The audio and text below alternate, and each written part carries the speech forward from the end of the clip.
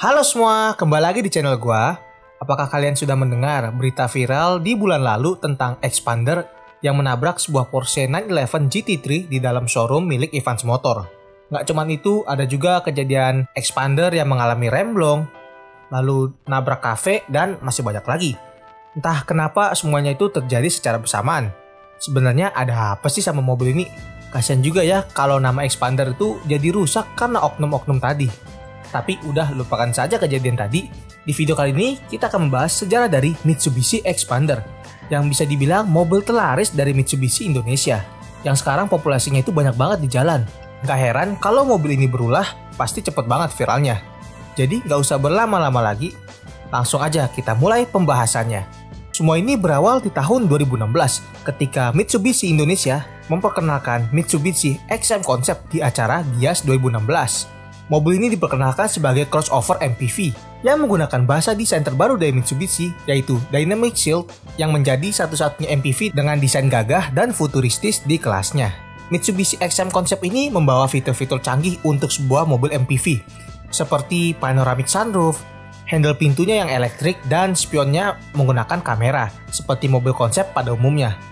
Tapi balik lagi, yang namanya mobil konsep ya pasti bakal jauh berbeda dengan versi finalnya nanti. Setahun kemudian, di acara Gias 2017, Mitsubishi Indonesia akhirnya resmi memperkenalkan mobil terbaru mereka di kelas LMPV yang diberi nama Mitsubishi Xpander. Mobil ini dibuat sebagai pesaing dari Toyota Avanza dan juga Daihatsu Xenia di kelas LMPV. Mitsubishi merakit Xpander di pabrik mereka yang berlokasi di Cikarang, Jawa Barat, dan mulai melakukan ekspor ke beberapa negara Asia Tenggara, Timur Tengah, Afrika Selatan, dan Meksiko mulai tahun 2018. Desain eksterior dari Xpander ternyata tidak jauh berbeda sama versi konsepnya yang diperkenalkan tahun kemarin.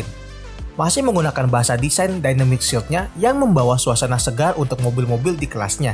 Kehadiran Xpander ini disambut baik oleh masyarakat Indonesia karena membawa fitur-fitur canggih dengan harga yang menarik di kelas LMPV. Untuk harganya, Xpander ini dijual mulai dari 189 juta sampai 243 juta rupiah yang dibagi ke dalam 5 trim, yaitu GLX, GLS, Exit, Sport, dan Ultimate sebagai trim tertinggi dan termahal dari Xpander. Untuk spesifikasinya, dimensi dari Xpander memiliki panjang sekitar 4.475 mm dan lebar 1.750 mm. Lalu untuk ground clearance-nya itu di angka 205 mm, sedikit lebih tinggi di kelasnya.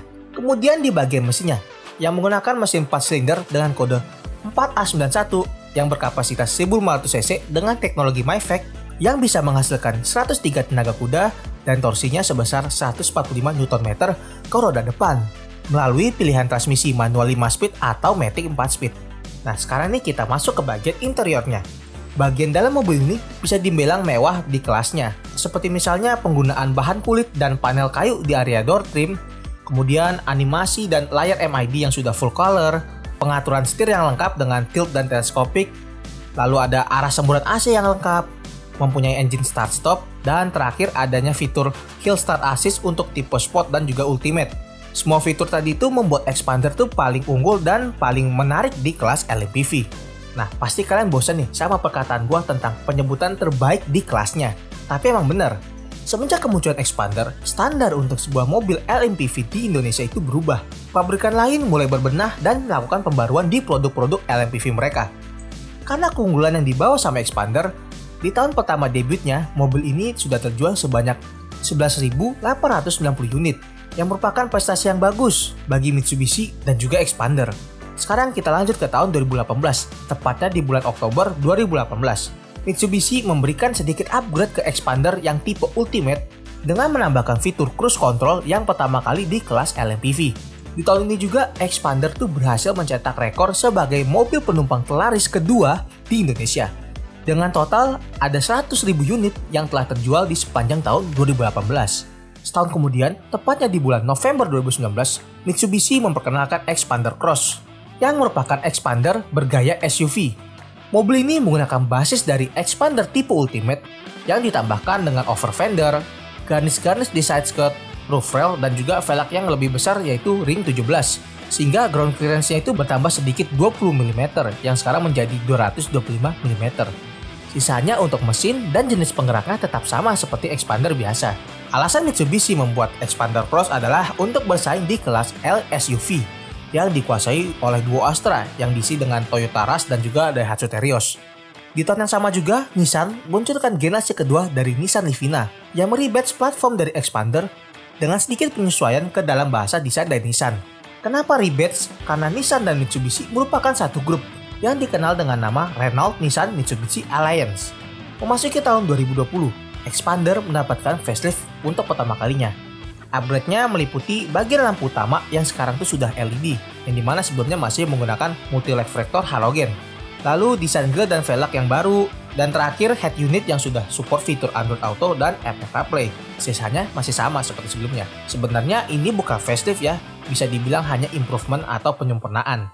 Nah, barulah di tahun 2021, tepatnya di bulan Desember, Expander mendapatkan facelift besar-besaran. Perubahan terdapat di bagian eksteriornya, yang dimana desain dari bumper dan lampu utamanya menjadi bentuk model T yang sudah menggunakan LED proyektor. Kemudian, khusus untuk tipe Ultimate mendapatkan velg dengan ukuran ring 17. Lanjut ke bagian interiornya. Perubahannya lumayan banyak nih. Mulai dari desain setir yang sekarang menggunakan palang 3, lalu AC-nya yang sudah digital tapi belum climate control, rem tangannya yang sekarang sudah elektrik dengan fitur auto hold, dan juga transmisi untuk matic-nya diubah menjadi CVT. Facelift kedua ini benar-benar membuat Expander tuh makin menggoda untuk dimiliki oleh masyarakat Indonesia. Penjualan Expander semenjak facelift terakhir ini semakin meningkat. Sampai di awal tahun 2024, tepatnya di bulan Februari kemarin, Mitsubishi Thailand memperkenalkan Expander Hybrid. Hybrid yang ada di Expander ini adalah full hybrid ya, bukan mild hybrid seperti beberapa mobil di kelasnya. Mobil ini dibuat untuk orang-orang yang mencari kehematan ala RCGC dan kenyamanan khas Expander. Mitsubishi Thailand menjual mobil ini dengan harga 912.000 baht Thailand atau setara 405 juta rupiah. Untuk spesifikasinya, Expander Hybrid ini sedikit berbeda dengan yang non-hybrid. Masih menggunakan mesin 4 silinder, tapi kapasitasnya itu bertambah sedikit menjadi 1600 cc yang bisa menghasilkan 95 tenaga kuda dan torsi sebesar 103 Nm. Lalu ada juga motor listrik yang bisa menghasilkan 114 tenaga kuda dan torsinya sebesar 255 Nm yang berasal dari baterai lithium dengan kapasitas 1,1 kWh. Wah, menarik sekali ya Expander Hybrid ini. Kira-kira kapan ya bakal masuk ke Indonesia dan berapa harga yang cocok buat mobil ini? Kayaknya sampai di sini dulu untuk video kali ini. Menurut kalian nih, terlepas dari tingkah laku supir Expander yang aneh-aneh, mobil ini layak gak sih kalian miliki? Tulis pendapat kalian di bawah ya. Makasih banyak buat yang udah nonton. Sampai ketemu di video berikutnya ya. Dah.